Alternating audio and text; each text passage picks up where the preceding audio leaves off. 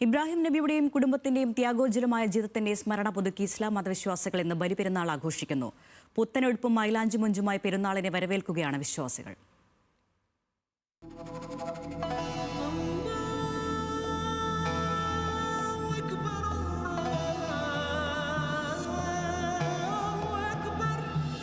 പ്രവാചകനായ ഇബ്രാഹിം നബി തന്റെ പ്രിയപുത്രൻ ഇസ്മായിലിനെ ദൈവകൽപ്പനയനുസരിച്ച് ബലിയറുക്കാൻ തയ്യാറായതിന്റെയും ആത്മസമർപ്പണത്തിന്റെയും ഓർമ്മപ്പെടുത്തലാണ് ഈ പുണ്യദിനം. വർഷങ്ങളുടെ കാത്തിരിപ്പിന് ശേഷം പിറന്ന മകനെ ബലി കൊടുക്കാൻ തയ്യാറായ ഇബ്രാഹിം നബിയുടെ ത്യാഗസ്മരണകൾ പുതുക്കിയാണ് ഇസ്ലാം മതവിശ്വാസികൾ ബലിപെരുന്നാൾ ആഘോഷിക്കുന്നത്.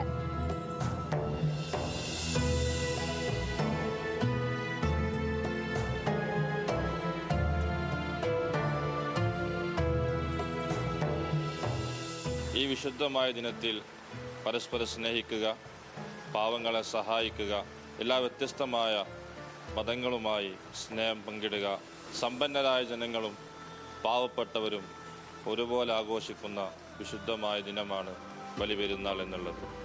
ഏവർക്കും ബലിപെരുന്നാൾ ആശംസകൾ. ഇബ്രാഹിം നബിയുടെ ത്യാഗസന്നദ്ധത കണ്ട് മകനു പകരം ആടിനെ ബലി നൽകാൻ ദൈവ സന്ദേശം ലഭിക്കുകയായിരുന്നു. ഈ ഓർമ്മയിലാണ് മൃഗങ്ങളെ ബലി നൽകി ബലിപെരുന്നാൾ ആഘോഷിക്കുന്നത്. പെരുന്നാൾ ദിനത്തിൽ ആരും പട്ടിണി കിടക്കാൻ പാടില്ല എന്ന സന്ദേശത്തിന്റെ ഭാഗമായി സക്കാത്ത് നൽകുന്നതും ബലിപെരുന്നാളിന്റെ പെരുമയാണ്.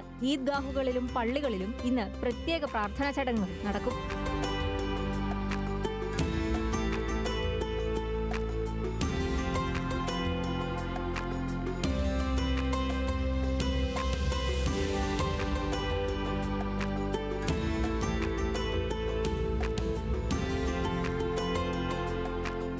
മൈലാഞ്ചിയിട്ടും പുതിയ വസ്ത്രങ്ങൾ അണിഞ്ഞും വിരുന്നൊരുക്കിയുമെല്ലാം വിശ്വാസികൾ പ്രിയപ്പെട്ടവരോടൊപ്പം ഒത്തുചേർന്ന് ബലിപെരുന്നാൾ ആഘോഷിക്കും. സ്വാർത്ഥതയും അഹങ്കാരവും വെടിഞ്ഞ് സ്നേഹവും കാരുണ്യവും സഹജീവികളിലേക്ക് എത്തിക്കുക എന്നതാണ് ബലിപെരുന്നാളിന്റെ യഥാർത്ഥ ലക്ഷ്യം.